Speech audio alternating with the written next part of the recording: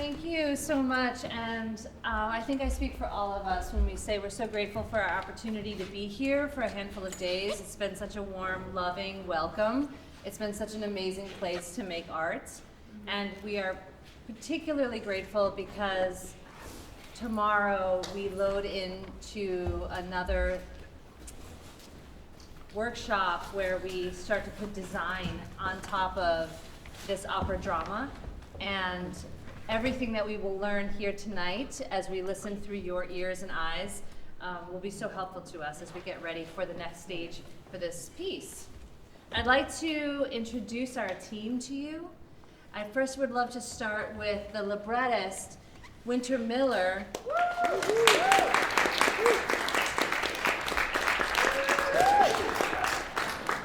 Winter wrote a play called No One Is Forgotten, and that it was so beautifully composed into an opera drama by our composer, Paola Prestini.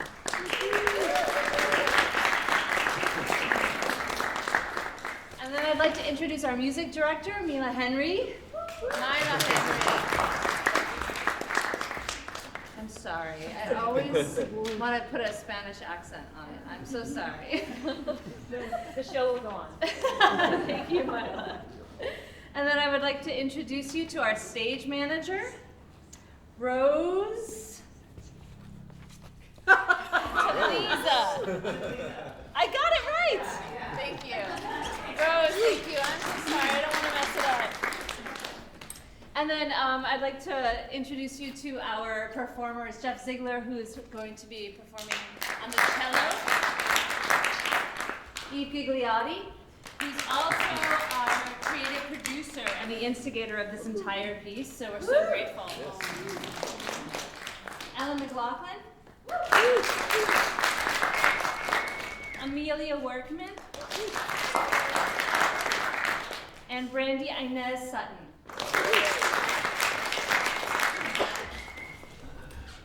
Thank you so much, and we hope you enjoy the segments of this piece. Eve, did you want to I just also wanted to acknowledge Sxip Shirey, who is not here with us tonight, who worked with Paola in creating the music. And Sxip Shirey, if you don't know who he is not only an amazing musical composer, but a Foley artist as well. And so the thing that you won't hear this evening is the Foley composition and the Foley orchestra, the sounds that make up the world that these characters live inside. But that's our next step. So thank you for being part of this first step. We hope you enjoy the performance.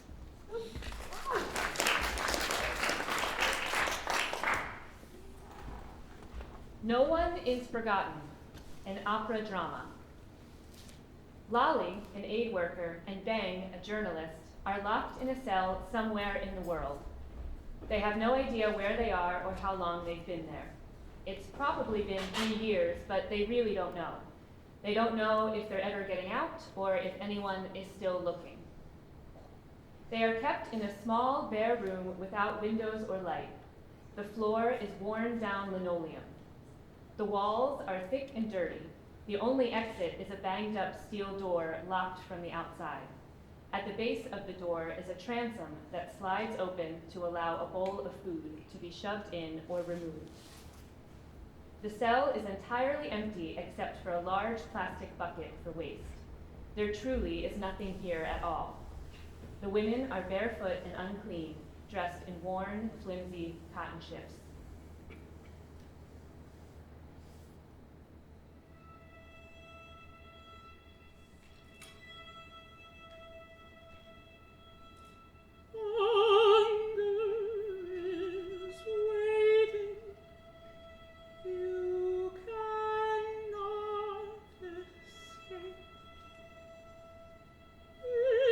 There where you lie.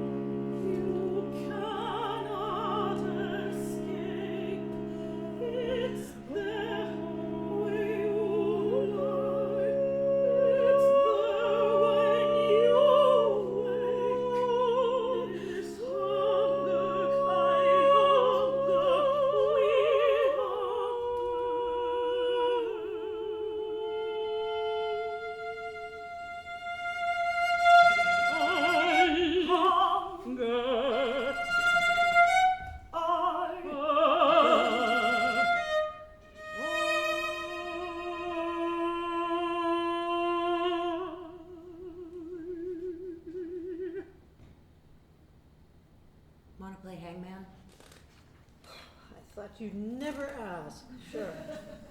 4 letters. S, No. R, No. E, No. A, Nope.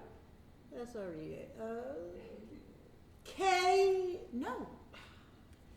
T, No. No. I, U. No. What the hell is this, English? Yes. It has no vowels. You're the wordsmith. 1, 2, 3, 4 letters. Atrophy. You are 1 guess away from hanging. I'll add fingers. Y. Ooh. L. L, Good. X. X, Yes. P. No, P. D. V. D, V, H. Jesus, it's 4 letters and you have YLX. L, Y, and X. Don't pee while I'm thinking. You're already hung. I was adding fingernails. I. L. X. N. Links. You're hung, man. Lo siento, senora. You know what I was thinking about? Probably. When was androgyny replaced by non-binary? Oh, easy. 2017, January the 4th. 3:24 p.m. Ugh. What is that? A piece of crumbling floor. They've been derelict with renovations. When linoleum breaks down, isn't it carcinogenic? Ask Mrs. Google. What about a thick Turkish rug in here? That's what this cell is missing. A suggestion box. God, I had a stunning one in Morocco. Suggestion box. suggestion box. Hand woven azure and greens. Oh, the woman there before me, Emily, left it for me, so I left it for the next person. Human Rights Watch had such a good setup there. Well, I'm sure Amazon delivers a rug to wherever the hell we are. You're gonna end your Bezos boycott? Bezos. Boycott! Okay, let's furnish this place. Top priority, replace shit bucket with a toilet. Let's get a futon couch bed and a flat screen. No TV. I had a girlfriend in college who ate, slept, and made love with the TV on. So I should suffer? Fine, I'll put it in my half. Do you seriously want halves? I was joking. I don't think you are. You want the transom half? No. Beep, boop, beep, boop, beep, boop. Hi. My roommate and I share a rectangular cell with an area of 2 women end to end wide, and length is about 3.5 women. No windows, real dingy floor. Sorry to interrupt, but ask if they do bespoke rugs. We'd like something that really pops the color of our peeled paint, shit-colored cement walls. I think it's more of an off-shit shade. This is why we need an interior decorator. Oh, wait, is it your arch? No, it's middle toe again. Is it that pinching thing? Like a vice. That's a cramp. Give me your foot. It's fine, it'll pass. It's fine. It will pass. You should be stretching more I frequently. stretch and I walk. Obviously, you see me. Your marathon regimen is not my thing. What you need is a banana. Great. You want me to run out and get you one? Oh no, I'm going to the store later, pick up a bunch of stuff. Oh, cool, cool. Can you bring me popovers? Nachos? I'm getting sausage, ice cream sandwiches, dates, soap, Pampers, what else? Pampers? If people stop by with a baby, it's nice to offer. Of course. Some cashews, too. We're out of TP and Q-tips. You want me to get nail polish? Yes, fish sticks frozen. OJ fresh with pulp. Oh, I'll get oranges and squeeze it fresh. You spoil us. Can't help it, can I? You care what sponge I get? Just get 2 colors so we know which is for countertops. Super tampons. Squid. Kittens. Should I just come with? No, relax, watch a movie. Bacon. Has to be organic. It's so expensive. Then don't get it at all. Microwave popcorn. Mrs. Dash. 2 pomegranates, if they have them. They will, definitely. The transom opens, a bottle of water and a bowl of mush are shoved in, and the transom bangs shut. Guac tartare is served. Salud. Water, please.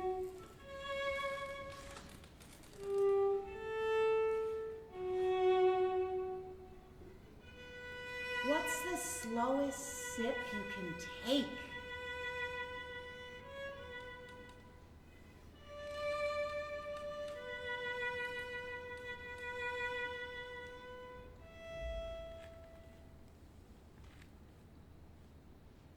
Close your eyes.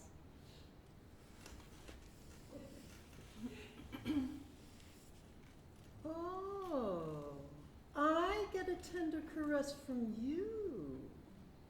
Well, I'm still not going to let you win the next one. Close your eyes. What is that for?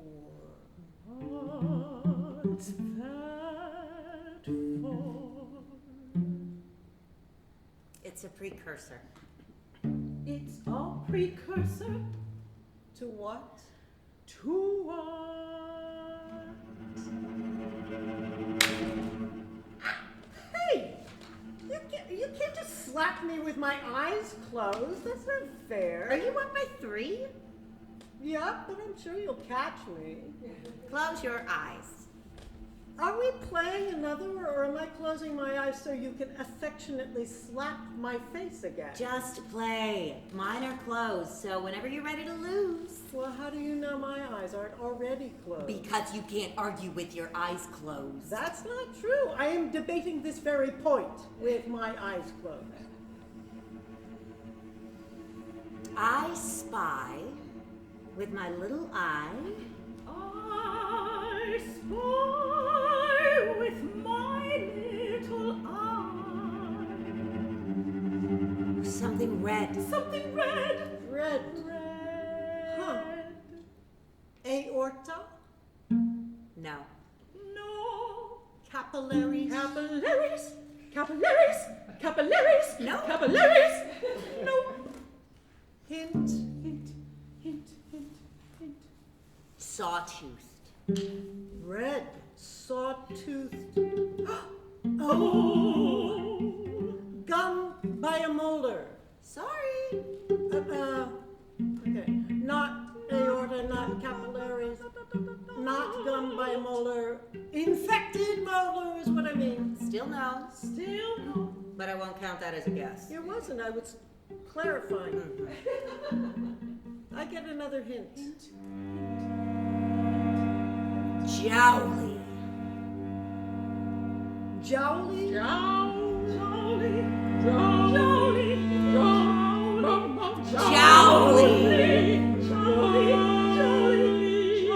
I'm opening my eyes. What is jowly?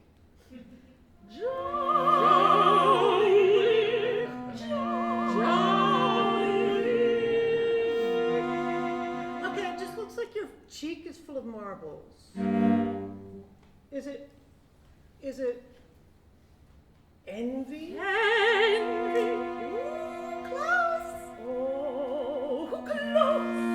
Shit. Kind of close. You can have one more guess. Rejection. Rejection. Yes. Oh yes. Red, saw-toothed, jowly. Nice.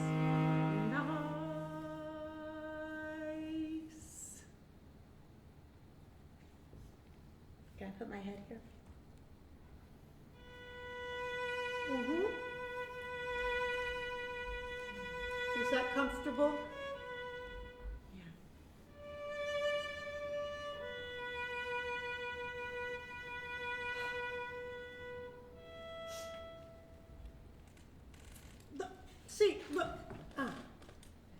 jaws moving side to side instead of up down? I don't see it. Give me your hand.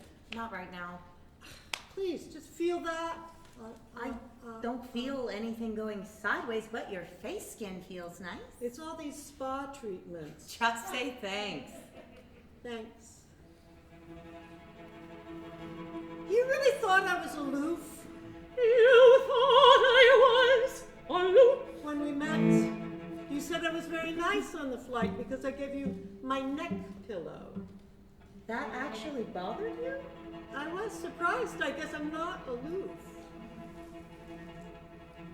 You were very boring. Perhaps you would be hiding better. Perhaps kiss us, cariño. You were wide-eyed, and you were so green. I was a lone wolf. Is that so? Is us, cariño.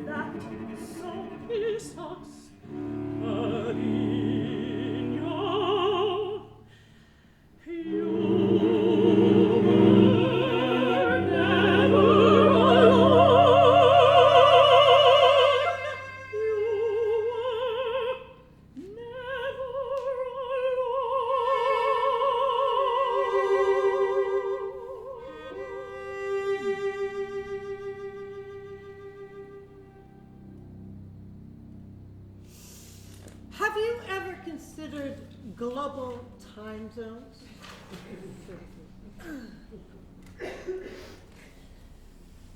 They're stupid. Yes.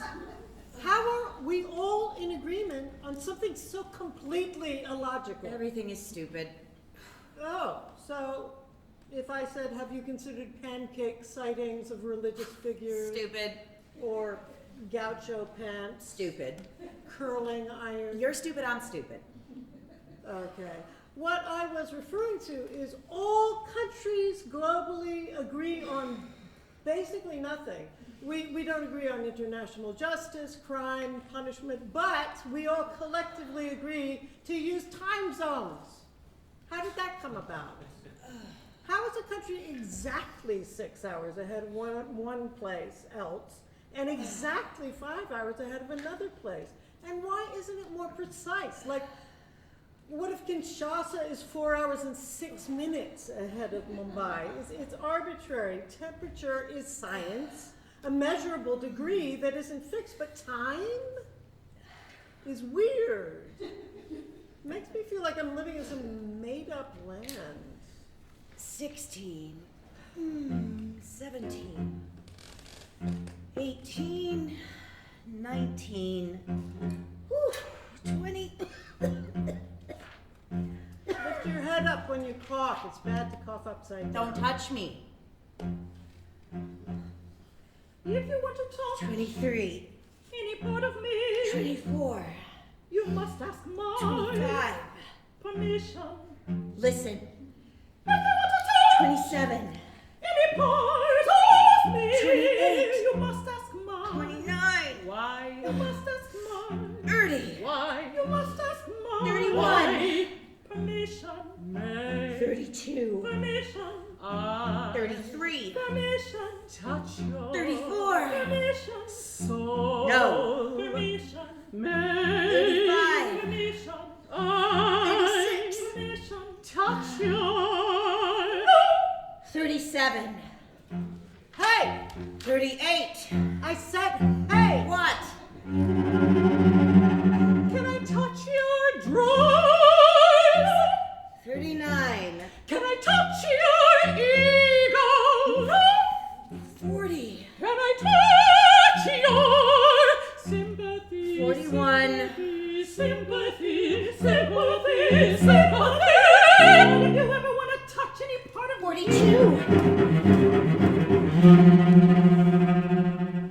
Can I touch you, touch your neurosis? Piss off! Neurosis. Piss off!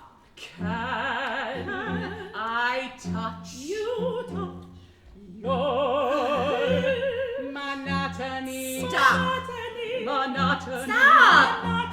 Monotony. Stop! Monotony. Monotony. Monotony. Monotony. Stop! Stop! Stop! Stop!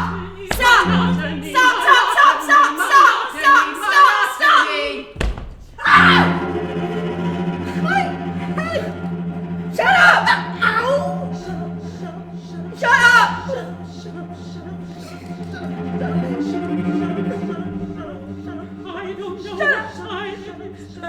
I don't know what day it is. I don't know what month it is. I don't know. I don't know.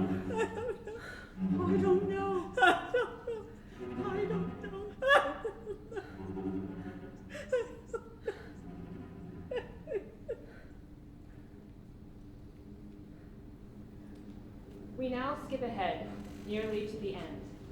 It is months or years later. In the preceding scenes, we will have seen how they managed to survive. They are accustomed to being removed from the cell abruptly and then returned. Sometimes they are taken out one at a time, sometimes together. They have been harmed. They have loved. They are making a ritual for themselves by sharing their eulogies aloud. Beng has already spoken hers and is not here. Lolly is alone in the cell. I wish goodness to people I have wronged. May they experience happiness and be free from all suffering. I wish goodness to my captors. May they experience happiness and be free from all suffering. I wish goodness to Will. May he experience happiness and be free from all suffering. I wish goodness to Beng. May she experience happiness and be free from all suffering. I wish goodness to myself. May I experience happiness and be free from all suffering. I can do this. Nicole Elena Miller lived a too brief life. She's a good person. She tried to be generous.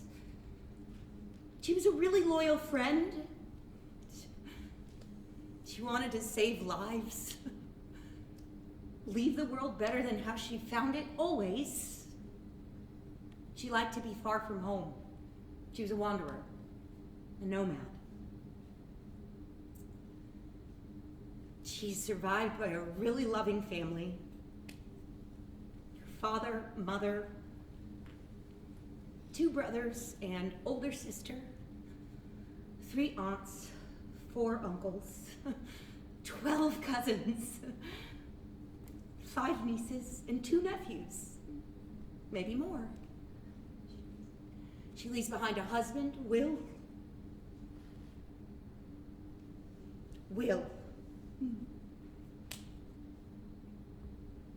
She died without a purpose, without ever saving a life. She died alone. Will. She died free. She forgave. She died unafraid of death, unafraid of life. Days later, Beng and Lolly are in their cell. Lolly lies on the ground. Beng's head rests on her stomach. Their hands touching. Clawed apart by a bear. Trapped under a building. nibbled at by ants, Tortured. violated, Starved. forgotten,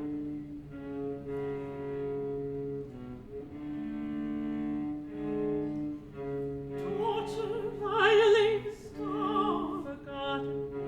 Tortured, violated, starved, forgotten. Tortured, violated, starved, forgotten. Tortured, violated, starved, forgotten. Tortured, violated, starved, violated,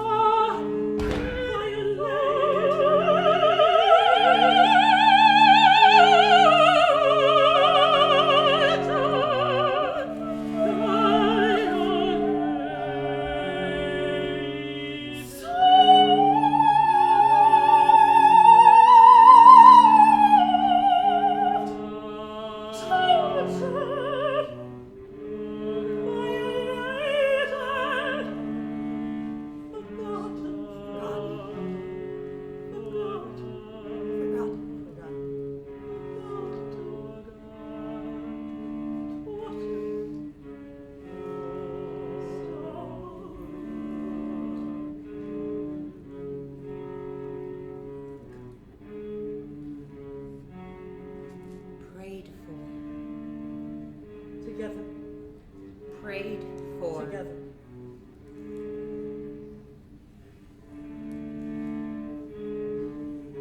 Pray for, together, pray for, together, pray for, together, pray for, together, pray for, together, pray for, together.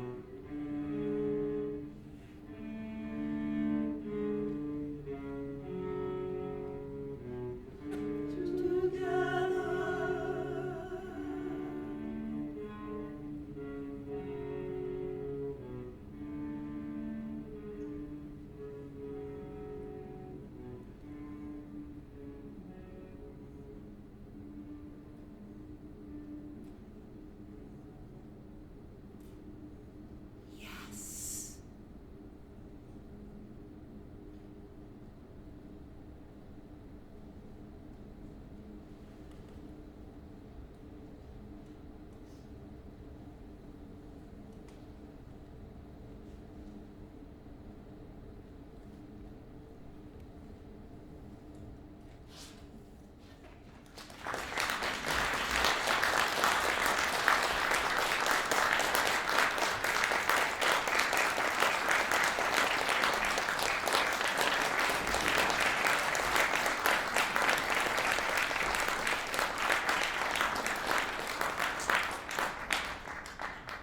I want to talk a little bit about the origin, the genesis of the piece. It was a play first by Winter Miller, correct? Yes. Can you talk a little bit just about the roots, the sources of this, of the play itself before we got to this version? Yes. I threatened you if you gave me single word answers.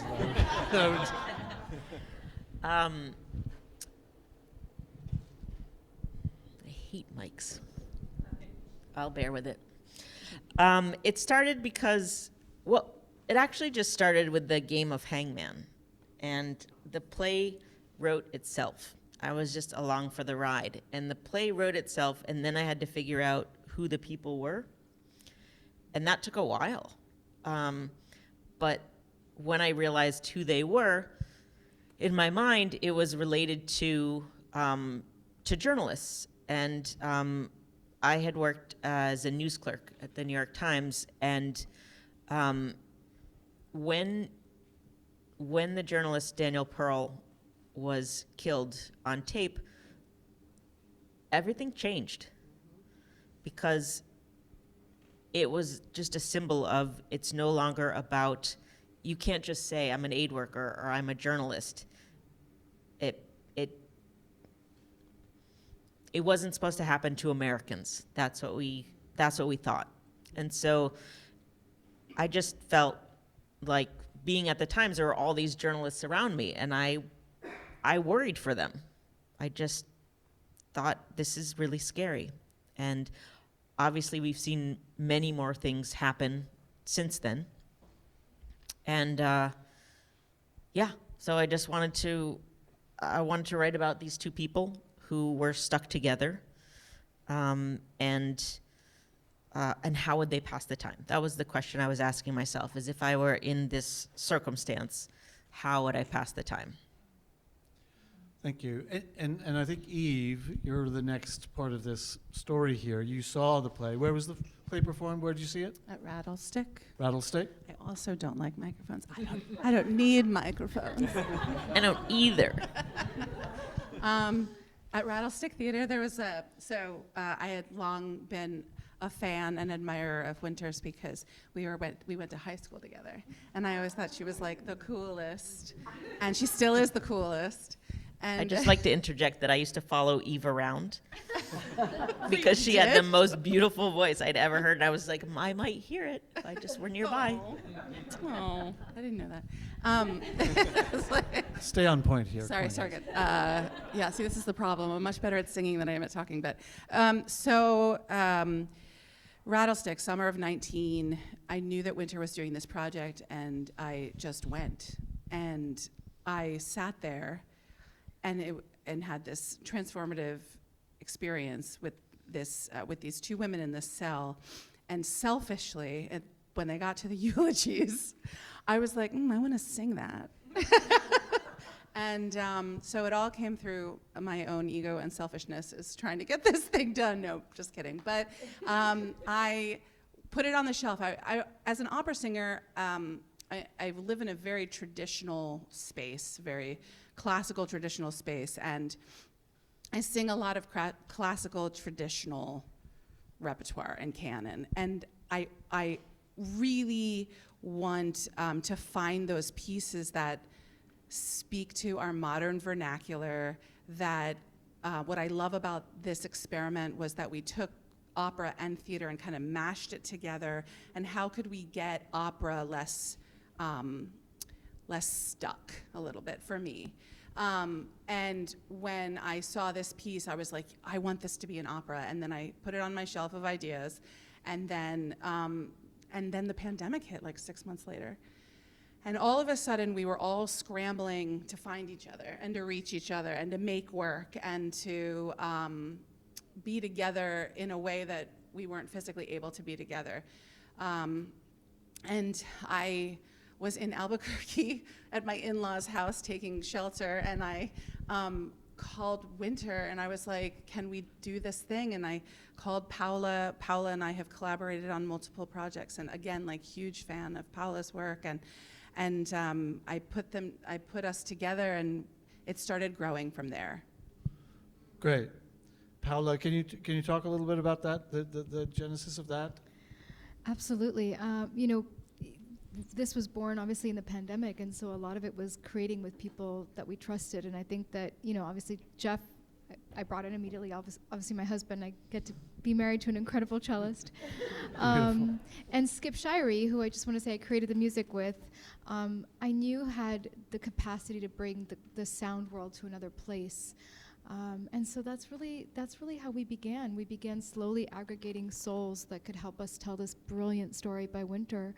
I love theater, and I love the theater of opera. So the capacity to put those two things together felt just very exciting. And then I think also Eve's idea to have the kind of psychology of the characters be the operatic voice, I thought was just brilliant. So, and I guess the last thing I'll say is just I care a lot about the way that music can really bring about attention to social impact, and this felt like the perfect project to dive into. Beautiful. And you guys were still separate, and you started to compose, and did you share separately the beginnings of the work, Do you wanna or? start? Yeah. I shared my play with them. Yes, you did. Well, what happened? What had happened was, Here Arts had a series online, and Kristen Marting invited us to do the first bits, right? So we started with about 20 minutes of material in this online presentation, and that was where the gestation began. That was the first piece that we shared publicly. And then Dallas Opera and Lexicon Classics and myself co-commissioned a full album, because the idea is that this is really, it leans heavily on sound and reaching people through aural textures and happenings and voice and Foley and cello, and not relying heavily on visual, as in the radio play. Mm-hmm. And that kind of came hand in hand with the circumstances that we were in, and what tools we had to use to be able to reach people. Things were online, we didn't want to do a video, we didn't want to do a Zoom opera, so we leaned on this kind of audible way of reaching each other. And so we created it as a concept album, and now this next iteration is putting it into a live opera theater experience. Great. And when you created the piece for the Dallas Opera Theater, Dallas Opera, were you still separate, or were you getting together to make those recordings? And No, I mean, I think at that point was the first time that we all came together at National Sawdust, and we began to, very cautiously, obviously, because it was still the pandemic, we began to, and we rehearsed here. That's right. Yeah. Paola's the co-artistic director of National Sawdust, which is a beautiful space and organization, creating this kind of work, right? I guess being in person, did that change things? I mean, Winter, let me ask you, did this arrival of these other collaborators, did this surprise, deepen your experience of the work? Yeah. I mean, it was amazing to be on a team. Yeah. I don't get that team sense as a playwright, and until we're, in rehearsal. And for the creation of this, it felt like a team from the very start. And every time they talked about the play, it was with so much love and respect. And I really felt like, I don't know opera, so I'm just glad to be along for the ride.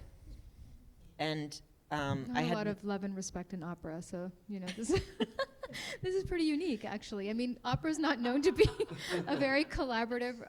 Sorry, should I not say that? It's true. Opera's not a very collaborative and a very free space. So traditionally, it's not made in that way. Yeah, in the so way that we made this. exactly. So I think What?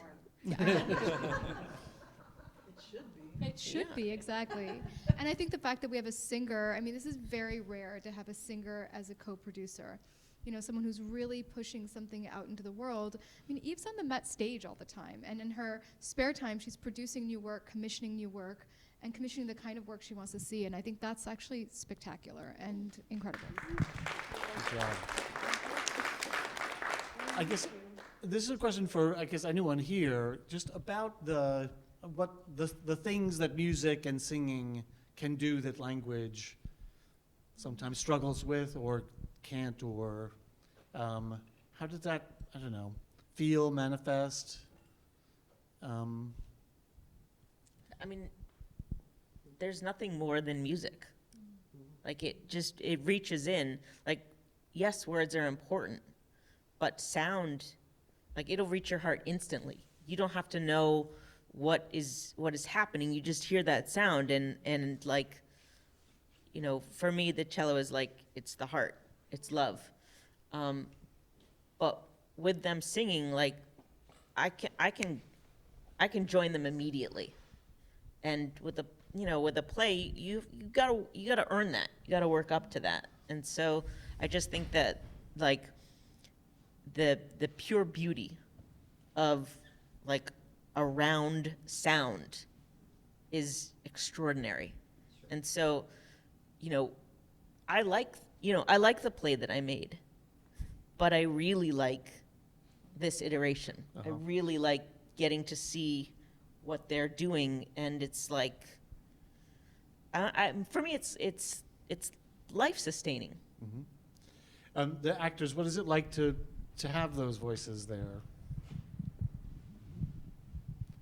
Have you done work like this before, or? I've done plays with music before, a lot, in musicals, I guess, and this before. And I think one thing I was just thinking about, I've done plays too where I am actually not talented enough to play an instrument, but I have pretended to play instruments. And there's a vibration that starts happening between you and the thing that is just really profound, kind of. And when you work with singers like this, also my experience is that the power behind their vibration can cut right through your body in a way that, as you're saying, a play needs to work so much harder to earn the right to get inside of you. And there's something about that shaking vibrational thing that will start shaking you. And you don't have armor for it, kind of. And kind of as Winter was saying, you can feel it before you understand it. Then your brain has to do all this work to figure out what you're feeling, but you're already in it. And so it's faster. It's like a faster bridge, a magic bridge to the place where we can all be together in the palm of something, like together. And so it's a gift and an aid, I think, in a piece like this also, where it's like your body keeps trying to protect you from thinking about what this actually is and what our circumstances are. You can't, oh, I don't really want to look at this thing, when we have these singers and this cellist and all of this beautiful music that is reaching into your chest and making you feel it, before you can say, oh, well, that, not me, not in America, or not, whatever your things are. Because we've all got these walls built up so that we can walk around every day and live, right? But that's the beautiful thing about a theater. You come into it and we give you a moment to leave all that behind and be in it. So, yeah. Together. Yeah. Yeah, I mean, as a playwright, I'd also do that. There's this way in which you're always writing a subtext. The subtext is always fueling. It's what they're not saying that's fueling the engine of the play. And here there's so much, the situation is such that there is so much we cannot talk about that is fueling this experience, but we cannot talk about it. And the emotional thing that we are riding on at all times, and to have it be, to be expressed musically, that moves. It is this extraordinary feeling as an actor where it's like you've got the wind blowing at your back and moving you. You're riding something that is this beautiful music, this beautiful sound. You are doing it with the other person, and they are providing the thing that actually makes the scene happen between us. It's really interesting. It's a great experience. Great. I want to ask a question about, inspired, I guess, by Winter saying that the play, or at least the play is at least in part a response to a reality involving Daniel Pearl and others. And I guess the question is, what do we think? Is it articulable? What is the work that artists do in response, well, to difficult circumstances, to especially when one is confronted with social and political realities that are as troubling as some are. What is the job, or is that the right word for it? What's the work? Mission. I think the mission is, I am trying to break your heart. That's all I'm trying to do. And then I'll try to put it back together. But it's also on you to put it back together. But I want you to see what of you is in these people. And I want you to wrestle with the things that, I don't know, you can't talk about or are too much. And in that place, I want you to feel not alone. I mean, it's so ironic because, like, you think about artists and the art of making art. And, you know, I just want to say, like, as an artist, I think that the role of the artist is to create memory around what happens and to leave that in permanence. But the reality is that, I mean, we all know that to be an artist today is nearly impossible. That's heartbreaking to me. And so I think there's also an art around the context building of what it means to be able to live in a society where you get to come and see art. And that's also, I think, art is how do you make space? How do you gather? How do you talk to each other? How do you hear each other? How do you support your local artists? Because that's what creates the freedom that we're living in. The ability to talk about things, to express ourselves, to enjoy. So anyway, I think there's two sides to that. Mm-hmm. And I feel that, I guess, ever more deeply because it's getting harder and harder to be an artist. Singers you want to talk about? Yeah. What's the work? I think also as an artist, I know for me, this is a question that I sometimes have to sit with at home. What is the mission? What more can I do than just sing a song about what's going on?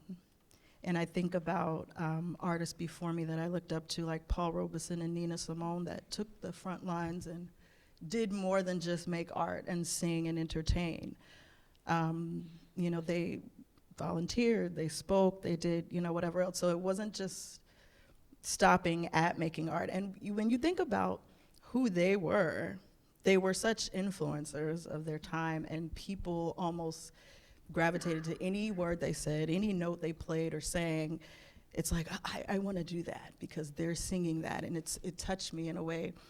And I think that artists have a huge influence on society because sometimes there may be people who don't know which way to sway or what to do, but they hear a song, a note sung, a chord that is played that is my 13-year-old said to me the other day when I played him a piece of an African-American requiem, a piece I just did recently, he was like, who wrote this? Every song you play for me makes me want to levitate. 13. So, there's so much that could be said in a chord that is played. So I think just being a part of this project, I'm so glad I'm a new face to the project. And at first, I have to confess, when I heard it, I was like, what did I say yes to? We had some talks. But once I got into the music, it was some gorgeous lines that I was learning. And the play itself was brilliant. There are some things I have to listen to on repeat to learn them, and I'm like, oh, no more of this. I never felt that with this piece. Great. One thing that I felt tonight, listening and watching, was the work that was being done was helping me imagine somebody, an individual, and remember the reality of people in this situation and people who are isolated and people who are potentially entirely forgotten. And that felt very powerfully achieved for me, because for myself, part of my experience of the last, how many years is it now? But of recent history has been about shutting myself off, shutting that imagination off, right? Just saying I can't, right? And we have to though, and this makes it possible, I think. This work like this makes it possible, so thank you for that. I forgot something. Please, Just that once I realized who the characters were, what I wanted to do was to have like a clarion call of, hey, everybody, without a free press, we are not free. And that the numbers of journalists and papers, that all of that was shrinking. And at the time that I wrote it, the US was the most dangerous place. It was third for journalists. And it, obviously that changes all the time, but I did want people to like pay attention to journalists and support that, and also for people to wake up and be like, we're gonna lose our freedoms. The more we lose our press, the more we lose everything. I love everything you're saying, Winter, and everybody else here as well. And what I'm so grateful for is that no one has used the word empathy, which I feel is like this cheat that a lot of artists often have, which is to say we make art to create empathy. And I don't actually believe that when we go to see a piece of theater, opera, or performance, I don't actually think we leave saying, oh, now I understand that kind of person. I think what we leave with is, now I understand a little bit more about myself. I think we think about, what would I do if I were in that circumstance? And as soon as you ask yourself that question, you're learning more about yourself than you're learning about the characters. And to me, that's the exciting part, is we start to think about, oh, people are in these situations. What would I do? Are people around me in situations like this? And it activates you into a kind of need for understanding your community better. And so I'm really grateful that the activist spirits in all of you, and how it comes through in your art. Thank you. So what is next for this piece? You guys are about to keep working on it, yeah? We are. We're just going to keep working on it for another 10 years. One day we'll premiere it. No, I'm kidding. Actually, very much this is in Elena's court. We're going to Princeton to develop the psychoacoustics of the piece, so really take it one step further. Do you want to talk about that, Elena? Sure. So I'm a professor at Princeton, and I had access to apply for a grant for art making, and I partnered with the program in journalism. And so we are going to do the next phase of workshop for this. So the part that we were talking about that Sxip Shirey has helped us make, along with his colleagues, is this Foley sound. So you hear the sounds of the space, you hear the sounds of the headbutt, you hear the sounds of the food and the water.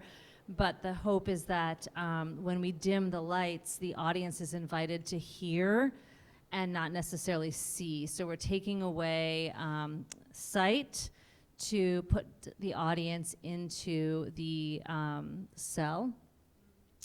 And we're also working with this brand new technology that is going to help us with this psychoacoustics. So in an ideal world, and we hope it works, and you're welcome to come and check it out, or we'll let you know, is that our sound engineer can help us understand space. So the speaker can get so precise that the audience, one person in the audience can hear something that no one else can. One person can hear the sound in their left ear but not in their right ear. And so we hope that you'll understand the relationship that these two characters are living in, how close they are, how far away they are from each other, even though that is not what the blocking or what the staging will look like. So we're really excited to try this out. And we'll be having a wonderful talk back by the head of journalism, Eliza Griswold, and a creative writer, and the talkback will be about what can art do that journalism cannot. All of the journalist professors at Princeton, and we have many, all tend to have an art practice or a fiction practice.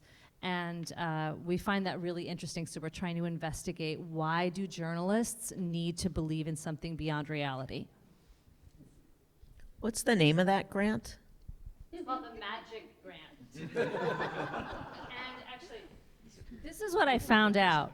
And I actually, I don't know if this is a myth or reality, but somebody endowed a lot of money at Princeton.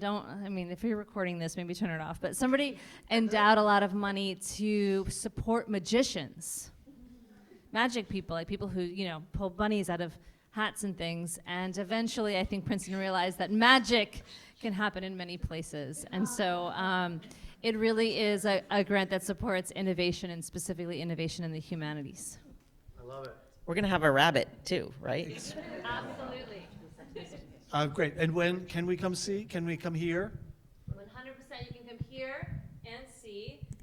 And we'll be performing it on February 7th at 7 p.m. Go ahead, and Eve. February 8th. Speak up, speak up. Sorry, February 7th at 7 p.m. and February 8th at 2:30. And I know it's Super Bowl Sunday, but and the talkback is Sunday. The tickets are free just by reservation. It is a limited seated house, so if you were interested in a little day trip, I would recommend making those reservations sooner It's a than later. lovely train ride. You can take the Yeah. train all the way there. And we are sold out for our second day, but if anybody here needs some help, I've got some ins, so just let me know. Magic. Great. I just wanted to say yes. a huge thank you to you. Oh. Yeah. Thank you, Michael. Thank you. And all the folks here at Coffey. This artist residency, I kept on saying how hard it is to make new work, but how essential it is. And it takes a village. And with places like this, it makes it able to happen. And having this week here to be able to work in this space and having this platform to meet all of you, we are extremely grateful. So thank you very much. Very meaningful to have you. Thank you very much. Yes, so thank you for everything that you do. So thank you, everybody. So our cellist has not spoken. Would you like anything to say? Hello. I was actually just going to add one note when you were saying how long it's been since the news has been very difficult, more difficult to read than we would all like. It's been 10 years. Yeah. Yeah, actually 11 years since the Golden Escalator. Okay, we can't end with that. Anyways, there's drinks over there. Please stay, ask your questions. We'll be around. Winter? Speaking of magic, if y'all know any rich people, Sure. we do want to do this.